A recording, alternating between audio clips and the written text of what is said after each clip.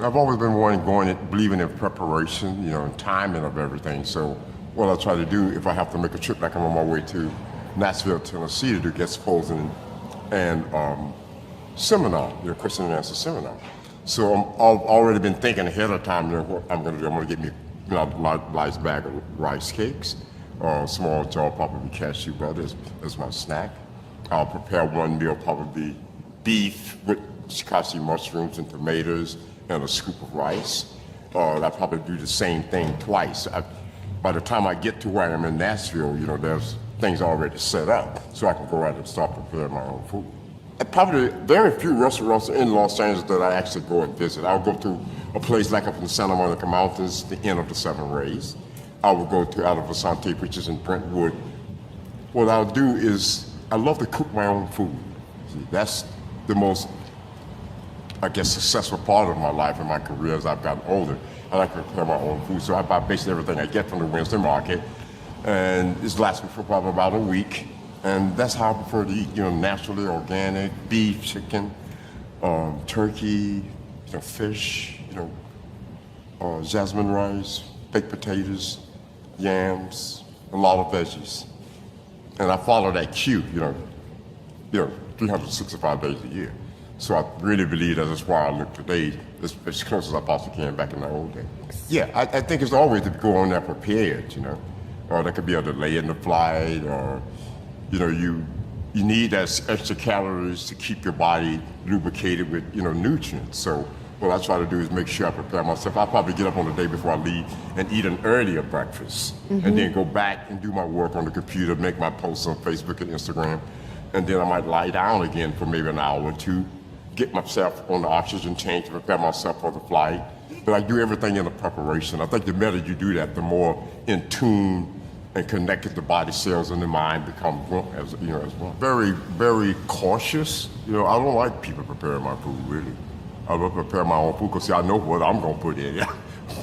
I'm really skeptical about somebody else preparing my food because I worked in the kitchen. I was a cook at one point, and I've seen how they treat the food. If you bring it back or it's not right, they get a little kind of attitude.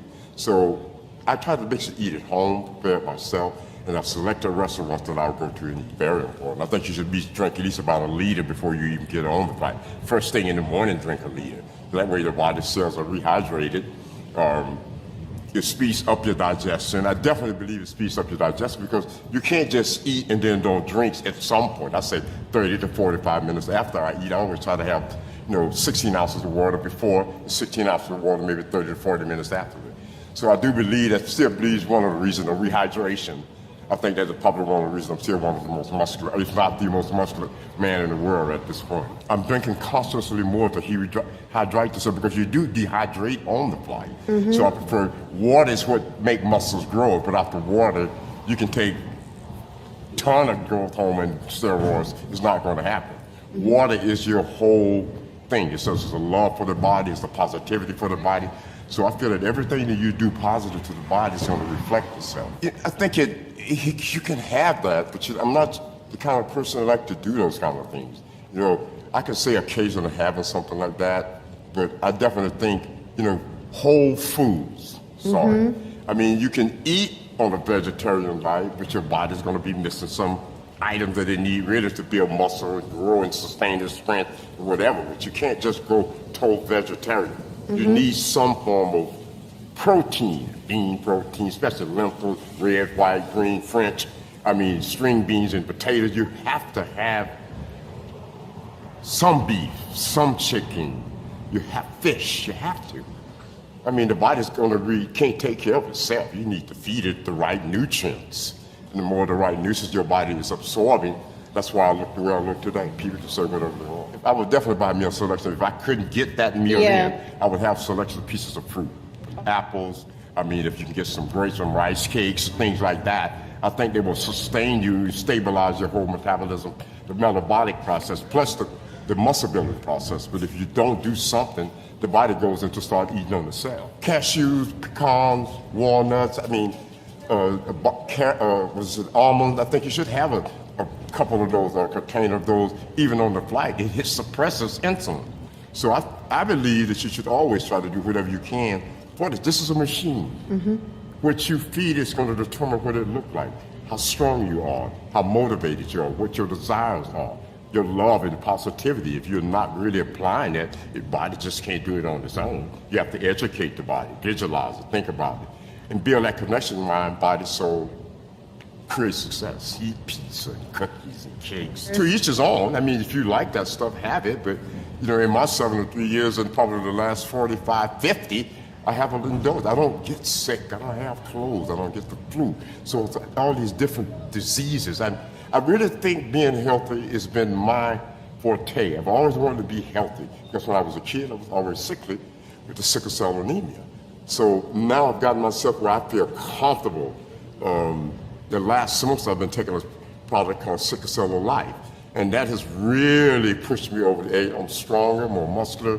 I got a better clarity. I can look at something and have a better, being able to write it all the way through instead of keep going back and looking at it. So I know that this product is actually helping me become better.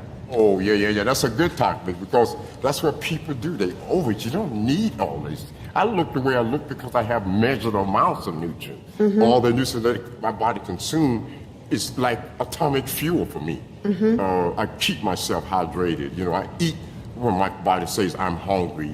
If I eat up to a certain point, I always eat up to a certain point. If I don't feel I need to go any further, I stop myself.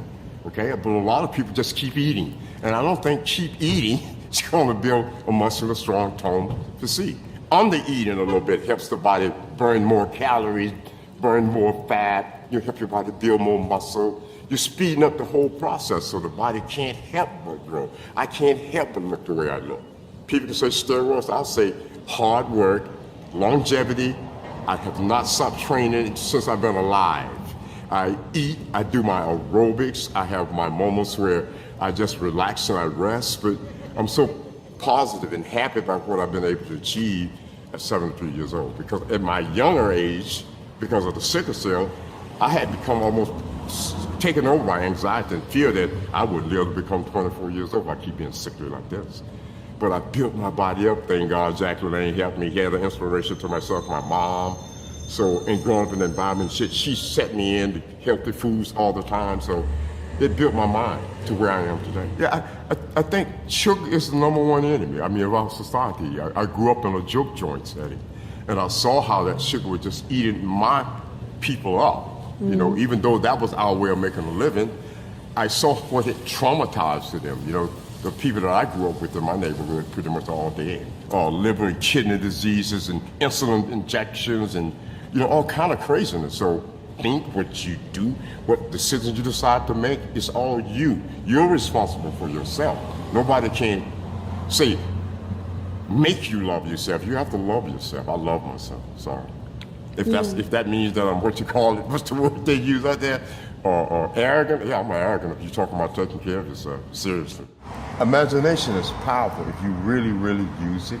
If you sit down and really think about what you want to see happen in your life or what you want to see happen in your preparation for the competition that is 90 days out. And now you got to imagine what you want your physique to look like. This has always been my thought. This always will be my thought if I'm trying to develop my physique. I try to imagine having the most incredible arm that you could ever think of. The same with my back. I try to imagine all the muscles being there when I hit the double bicep shot or when I hit one of my poses, during my posing routine. I try to imagine these muscles being there in my quads, in my hamstrings, in my calves. I try to imagine these muscles shaping and becoming exactly what I see in my mind.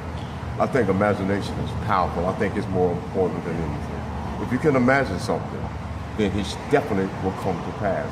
It might not come to pass right at that very moment of when you want it to do. Sometimes it might take years. But if you keep imagining something happening, it will come to pass. I totally believe that. Yeah, I think a lot of people spend too much time on the phone.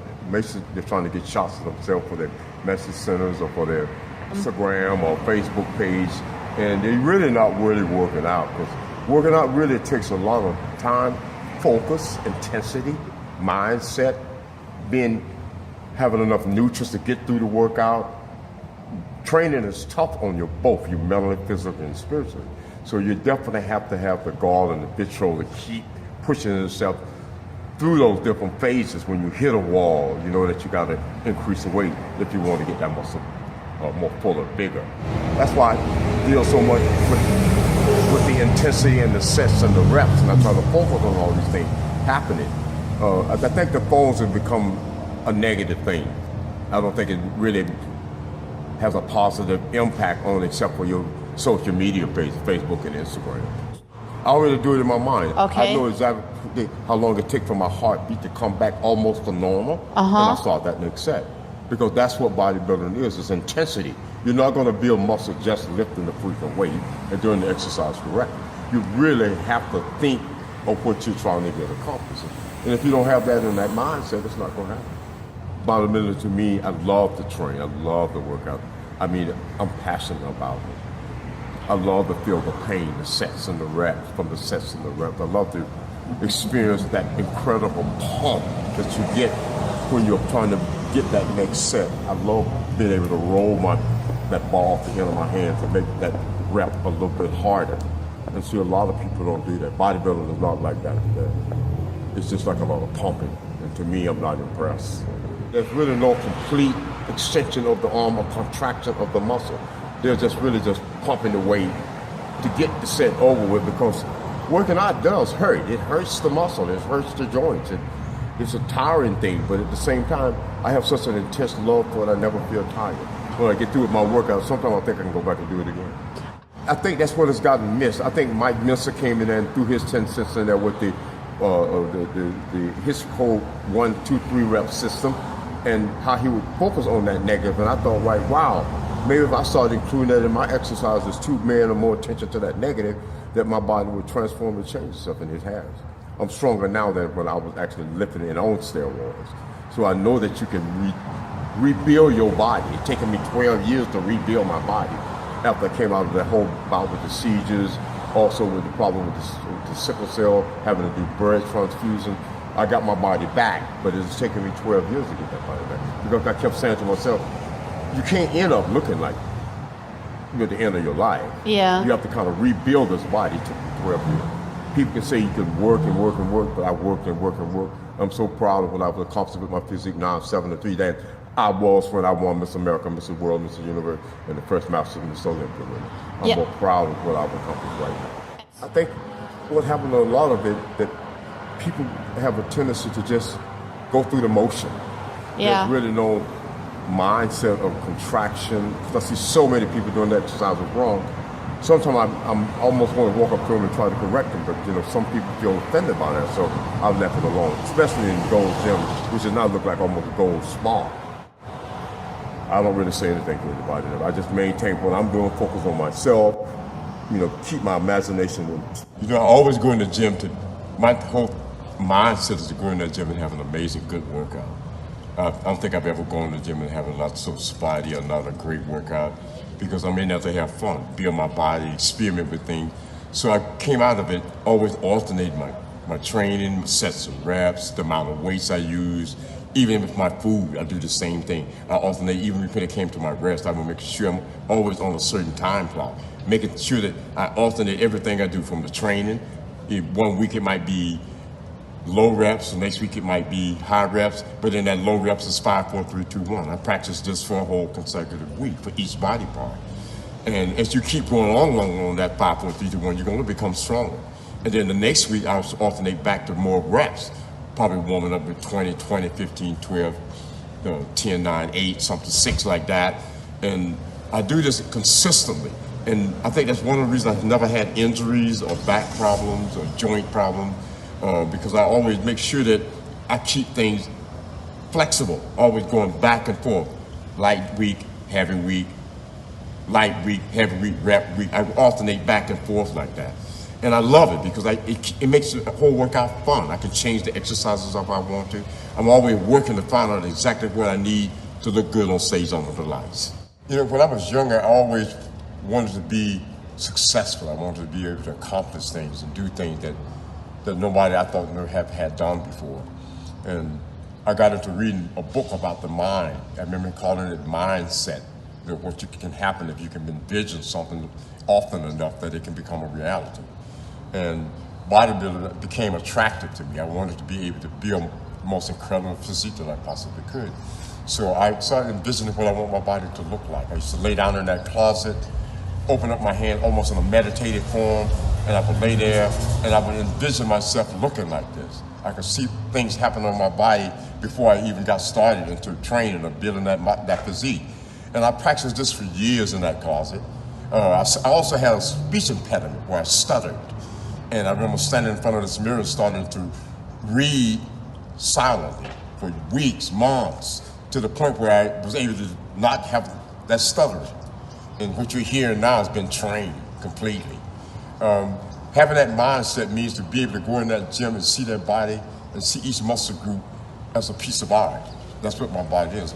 My body overall covering is a canvas. So I want to create this incredible physique, muscle development, muscle separation, a beautiful physique that people will find, amazing. And even today, I do the same thing with my own life. I try to imagine every day being a good day. That's not possible, but it can be a good day. You never know what's going to happen anyway. So that's the most important thing to me, is to be able to envision what I want to see happen in my life. I still do it to this day. Imagine what I want to look like when I stand on stage on my life.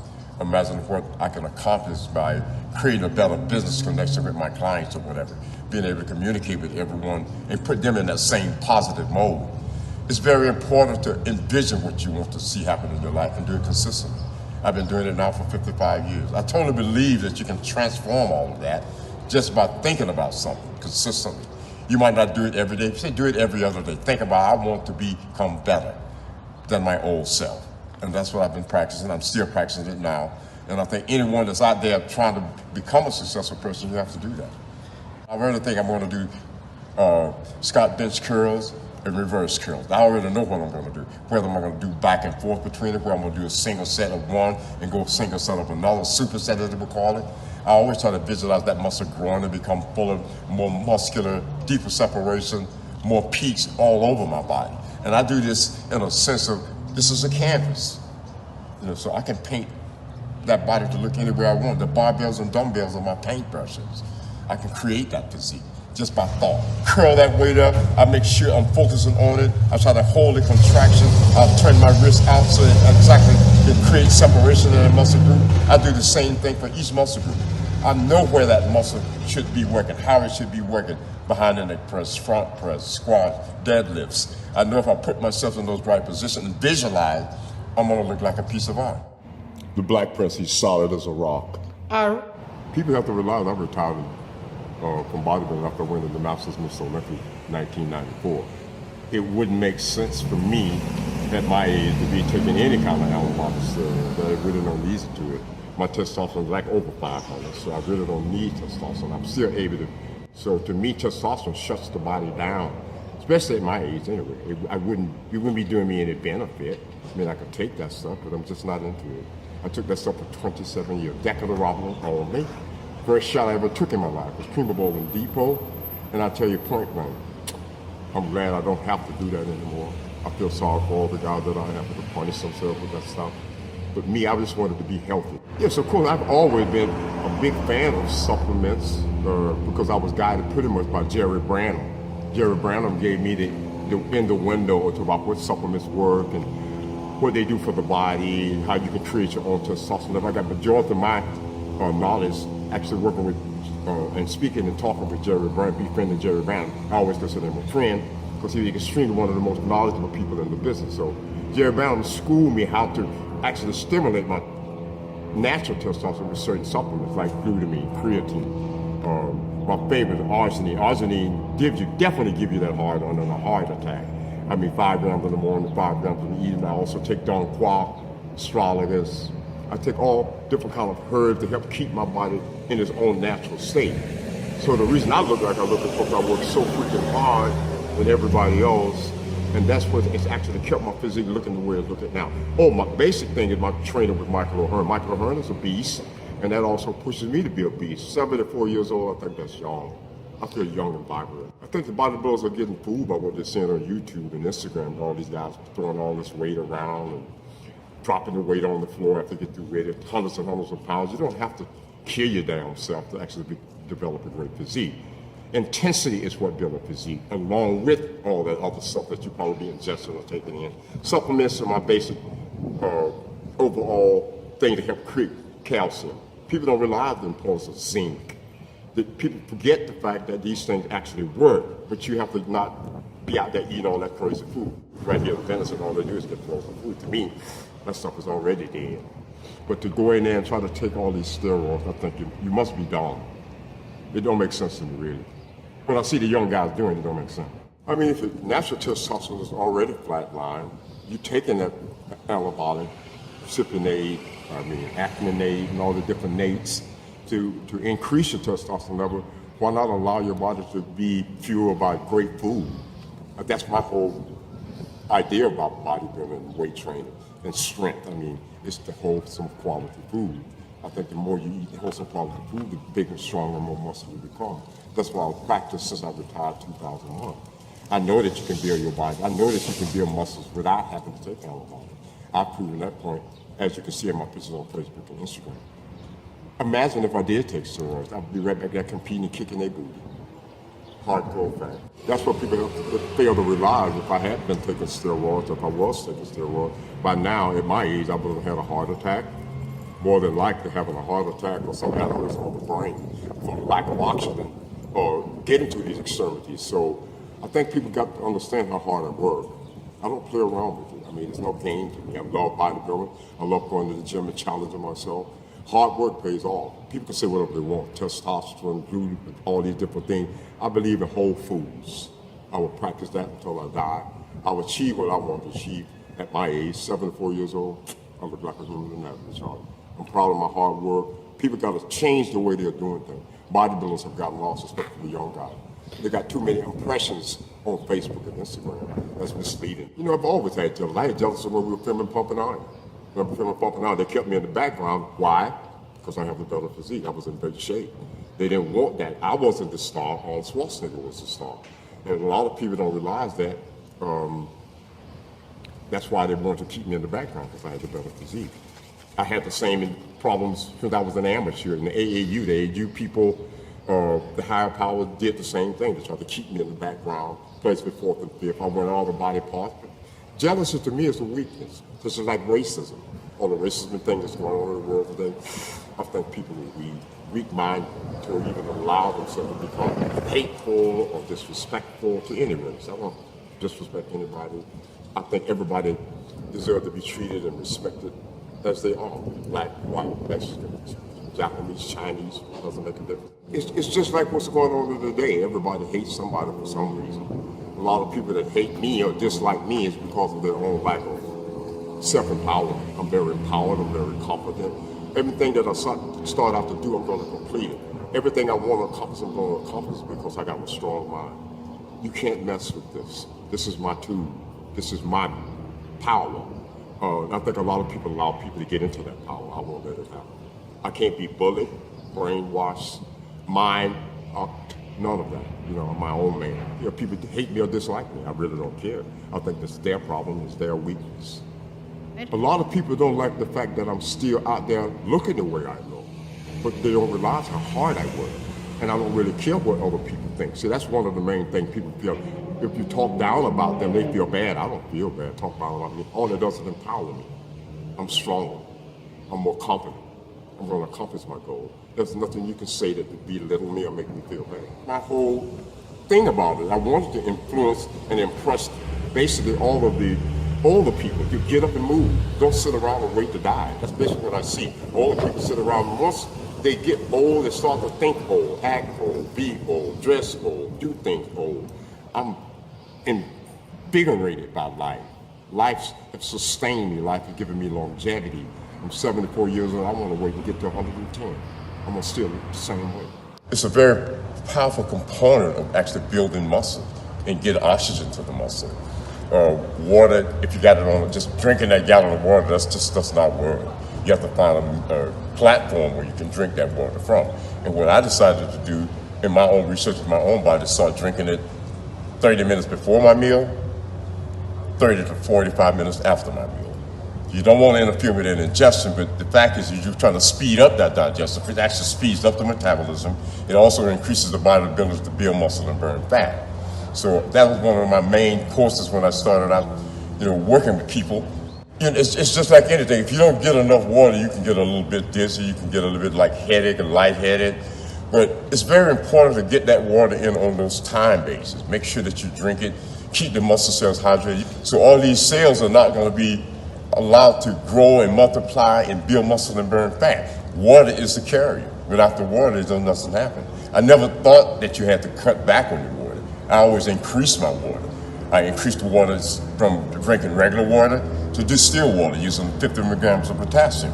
But that whole thing is to help transfer that water into the muscle cell. The more I pose, the more I flex. Prepare for a competition, exhibition, seminar, world tour. I want to look like a piece of diamond. So that. Well, I had just arrived here in Los Angeles in 1975, and in the process of preparing for the Mr. World and for the Mr. Universe, this time I was still not in the mix of training with the Weeder boys. And then they came up to the subject that, I prepared for the Mr. World. I won the Mr. World. And the thing of it is, after that, they start talking about, going toward the Mr. Universe, in South Africa. And then we was approached by George Butler and Charles Gaines, who were like, I guess, friends of Arnold's, or they had gotten in touch with Arnold, to do a movie called Pumping Iron. And so I was like elated about that fact because, nothing about bodybuilding had really been put forward to make it, a mainstay, to actually become a sport. And they started talking to us about it and what they wanted us to do in the movie. And I got involved with it, and they, put us each in a position. We all signed a $50,000 contract to be paid for appearing and doing our part in the movie. And we were all happy, as I say, and elated. And then we started preparing for the competitions. They started filming around us. And then that's how I got involved to become a part of Pumping Iron. What it was basically, we were just back up for Arnold because they were trying to really indoctrinate him, I guess, in a sense of becoming a movie star. And so both of you, of course, you're going to support him because you wanted there's something to be big, and being in that supporting category, everything was like working on a certain order. Each one of us would get a contract. We would all play our parts. They would dictate to us what they wanted us to do in the movie around Arnold, and basically that's what we did. Yeah, we all signed a $50,000 contract to be paid for our part in the documentary, and then after that, there was no talk of anything else. But the whole fact of it, we all signed the contract, but the contract never became payable. It just wasn't there because I had a lawyer friend of mine, George Zachary, look it over, and he said, "Robby, you'll be getting nothing." And so that was a bad mix, finding that out because a lot of people didn't know that. So I found it out, and I started talking to the other guys. I said, "You're not going to get anything out of it." And that wasn't a good thing to do at that point because, it caused a lot of conflict on the set. They never paid us anything. The contract never became forcible. To this day, nobody got any money from it, and they probably also done and made a new movies around that Pumping Iron. But the real Pumping Iron, honestly, is in all the vault someplace, where we really were dealing and training and posing. A little bit of that came out of the movie, but not the whole, the whole thing. I thought that's what they were going to do, build it around all of that activity, because that really made bodybuilding what it is pretty much today, really. Well, that was to address the fact that, we were going to do this movie and that we were all going to sign contracts that would be paid for. So everybody's in an elated mood. And again, it was just, a fraud, the whole thing. I have to say it that way, not to be mean or put anyone down. It was just not a good scene. It wasn't a good ending because a lot of conflict, and that conflict still exists to this day, that nobody was paid. But that thing became worldly known. It's just like a documentary. People say, "I saw you in Pumping Iron." So it became that kind of a click thing that is still, modern today, pretty much. It was just a part of the strip at that point. We hadn't really talked about actually getting a contract until that party. But, everybody get the party in, you get a little bit wine, you get a little toke, so everything relaxes. So nobody knew exactly what was happening, what we'd really be paid, a certain amount of money just appearing in it. Because normally if you're on a set, you get probably $100 a day or $200 a day for actually being on the set. And I came in with my big mouth, I asked them the question, I said, "Are we going to be paid anything? At least $100?" And they said, "You get paid nothing." So at that point, I couldn't deal with it, so I just got up and walked out of the house, which caused, again, more conflict. Everybody was upset. Yeah, from that point on, I think I became the bad boy bodybuilder because I rebelled against the Dave. I thought it would be the right thing to do to at least pay the guys something, but they didn't want to pay us anything. After that, we were just too for Arnold, pretty much. Oh yeah, that's what it is. See, the whole thing of it was to showcase Arnold, which I understand. He was Mr. Olympia. He was a Wheater favorite. I mean, he was destined to become a star in some form or fashion. And that point, as I say, we were just little minions around him to make him look good. That's what it was all about. They never put into the film of us all posing and cheering each other on little bits and pieces. But the whole thing of him and myself posing together, they would never show that. That stuff was in his fault. When we all line up and doing the pose and posing against each other, flexing, I thought that would be a part of the movie, but it was dismissed. Yeah, I kind of expected it because I spoke out. You know, if you speak out about a situation like that or rebel in a sense of it, they're definitely going to kind of dot you out of it, which, you know, Dave, it didn't bother me at all because of the fact that it made me stronger because I realized they was trying to film around me because I had the better physique. I mean, it was just point blank. Everybody knew that. I mean, even Kenny Wallace said, the only person I'm worried about is Robby Robinson because I was in great shape. And at that point, they just kind of cut me out or blocked me out and gave me little pieces, which is okay. It made me stronger. I didn't get nasty about it or say anything about it, but I just felt that the whole movie of pumping out is in somebody's fault.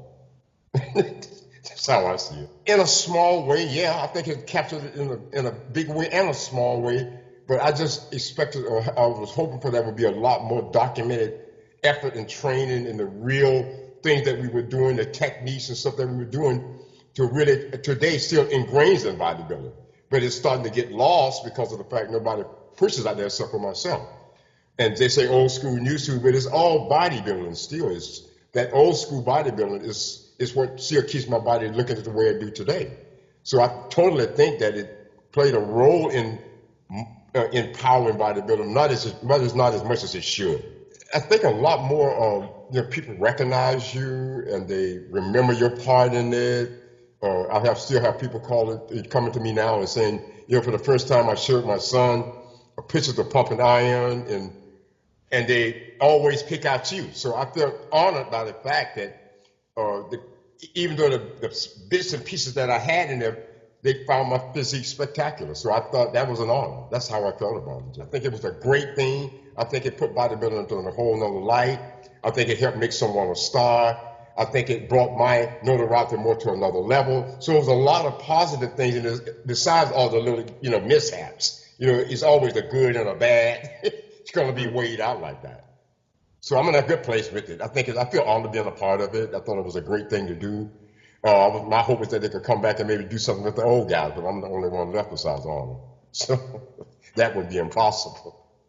I just love the fact that I was a part of it. I thought that was, amazing.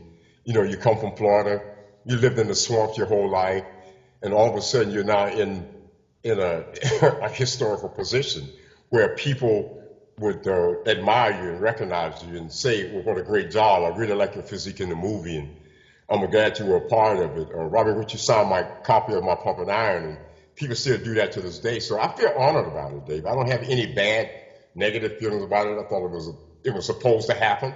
The timing was perfect. It's just what bodybuilding needed at that point to be out there, become a sensational thing. And that's exactly what has happened. Hopefully, I would like to see a remake of that in some sense, because I know Arnold got a whole bunch of footage in his vault, because he bought the whole rights to the filming from George Butler and Charles Game for $1 million or something like this. But I think it's a great idea to get that footage and make a complete new remake of what really went on, but all the training and the sets and the reps and lying on the beach. As I said, they show scenes of that, but there was a lot more posing on the beach and, the guys going to eat together. It was really a spectacular time, and I was glad to be a part of it.